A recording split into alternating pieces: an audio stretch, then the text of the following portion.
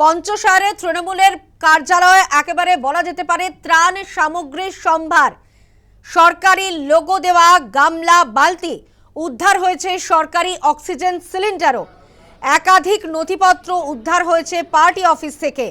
2021 সালে সিপিএম এর party office দখল করে তৃণমূল। ইতিমধ্যেই সার্ভে পার্কের পার্টি অফিসেও উদ্ধার হয়েছে নথি। তৃণমূলের অফিস থেকে উদ্ধার প্রচুর শংসাপত্র। দুটো ছবি আপনাদের পাশাপাশি দেখাচ্ছি, একদিকে পঞ্চশার, অন্যদিকে সার্ভে পার্ক।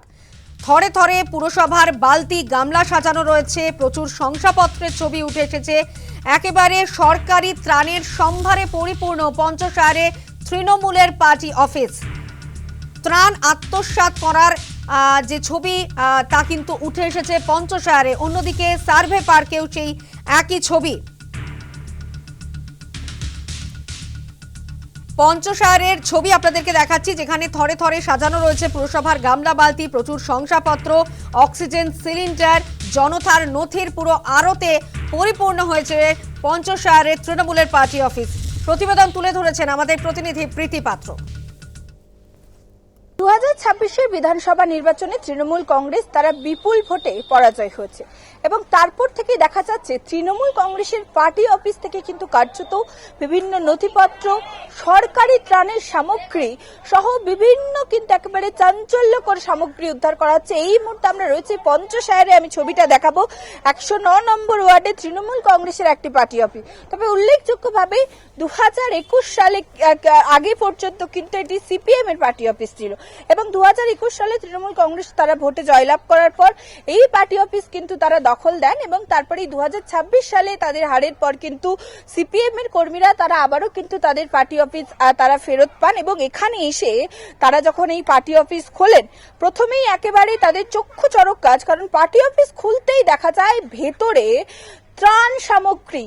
একদিকে কলকাতা পুরসভার লোগো দেওয়া বিভিন্ন বালতি, অর্থাৎ কলকাতা পুরসভার পক্ষ থেকে ময়লা আবর্জনা ফেলার জন্য যে সমস্ত বালতি দেওয়া হয় সেগুলো মজুত রয়েছে এবং শুধুমাত্র তাই নয়, বিপর্যয় মোকাবিলার বাহিনীর পক্ষ থেকে অর্থাৎ গরিবদের জন্য যে ত্রাণ দেওয়া হয় বিভিন্ন বালতি থেকে শুরু করে হাঁড়ি, কড়া, ত্রিপল, সেই সমস্ত সামগ্রী মজুত রয়েছে এবং একেবারে অক্সিজেন সিলিন্ডার সেটাও পর্যন্ত মজুত রয়েছে এবং এখানে দেখা যাচ্ছে একেবারে যে বেড সেগুলোও মজুত রয়েছে এবং যেটা আরো দেখা গিয়েছে যে বেশ কয়েকটি ট্রাঙ্ক, প্রায় 6টি ট্রাঙ্ক কিন্তু সেখানে ছিল এবং সেগুলো যখন খুলে দেখেন এখানকার সিপিএম এর কর্মীরা রীতিমতো কিন্তু তারা তাজ্জব হন, কারণ সেই ট্রাঙ্কের ভেতর একেবারে নথিপত্রের পাহাড় বলা যেতে পারে, যেখানে দেখা যাচ্ছে শুধু এই এলাকার বা এই বিধানসভার একেবারে নথিপত্র না, বিভিন্ন জেলা, সোনারপুর থেকে শুরু করে বিষ্ণুপুর, সেখানে সাধারণ মানুষের একেবারে দেখা যাচ্ছে জমির দলিল, তার পাশাপাশি একেবারে শংসাপত্র অর্থাৎ বার্থ সার্টিফিকেট এবং কি ভুয়ো যে আধার কার্ড, সেই আধার কার্ড, বিভিন্ন মানুষের আধার কার্ডের জেরক্স রয়েছে এবং উল্লেখযোগ্যভাবে এখানে পঞ্চশার অর্থাৎ শহর কলকাতায় এই পার্টি অফিস হলেও এবং 109 নম্বর ওয়ার্ডের হলেও যে নথিপত্রগুলো পাওয়া যাচ্ছে সেগুলো কিন্তু বিভিন্ন জেলার। ফলে সেখানেই প্রশ্ন উঠছে যে এই সমস্ত জেলার নথিপত্র তৃণমূল কংগ্রেসের একটি পার্টি অফিস এবং একটি দলের পার্টি অফিসে, যেখানে সরকারি নথিপত্র বা বিভিন্ন জেলার নথিপত্র কি করছে। এবং আরো যেটা প্রশ্ন যে সরকারি ত্রাণ যেগুলো সাধারণ মানুষকে দেওয়ার জন্য, গরিব দুঃখী মানুষদের দেওয়ার জন্য, কারণ ঝড় হলে ত্রিপল বিলি, তার পাশাপাশি আমরা জানি ঝড়ের সময় বা বিভিন্ন বিপর্যয় যখন হয় তখন এই সমস্ত ত্রিপল থেকে শুরু করে হাঁড়ি, কড়া গরিব দুঃখী মানুষদের বা সাধারণ মানুষদের দেওয়া হয়। সেই সমস্ত সামগ্রী তাদের না দিয়ে এই তৃণমূল পার্টি অফিসে কেন মজুত রাখা হয়েছিল সেই প্রশ্নও কিন্তু উঠছে এবং এখানকার বাসিন্দারা তারা বলছেন তারা যখন কোনো ত্রাণ সংগ্রহ করতে আসতেন রীতিমতো তাদেরকে ভয় দেখানো হতো, হুমকি দেওয়া হতো।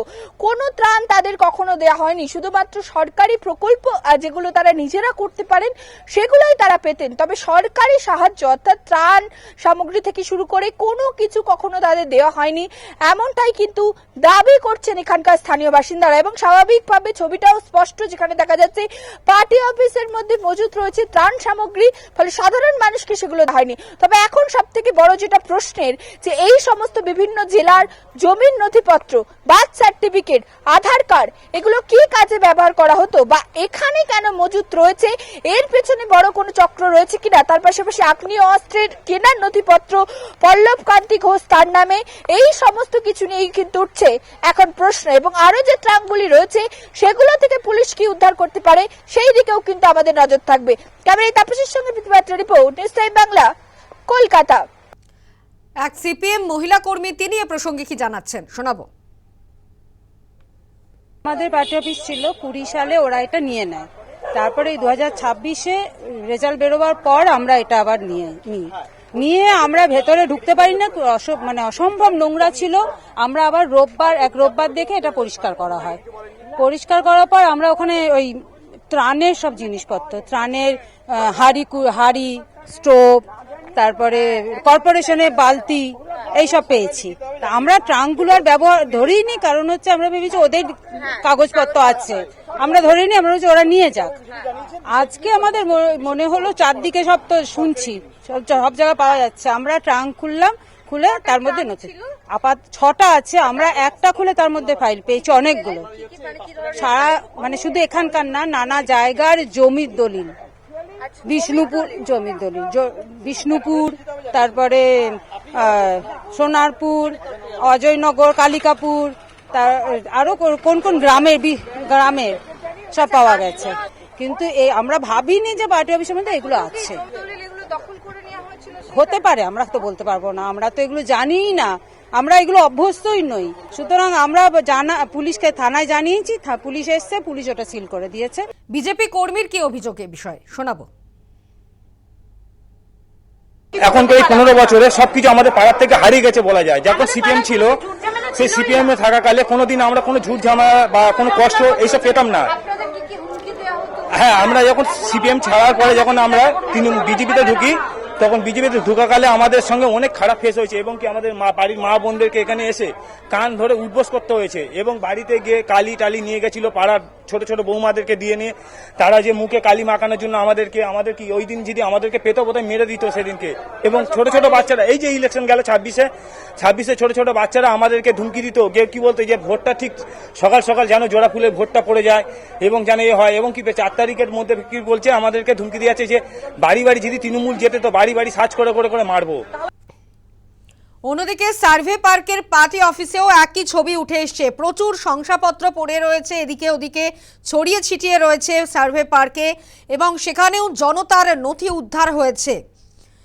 যে ছবি আপনাদের সামনে রাখছি এই মুহূর্তে, সার্ভে পার্কের তৃণমূলের পার্টি অফিসেও উদ্ধার হয়েছে প্রচুর নথি, প্রচুর শংসাপত্র উদ্ধার হয়েছে সার্ভে পার্কের তৃণমূলের অফিসে। কি অভিযোগ শোনাবো আপনাদের।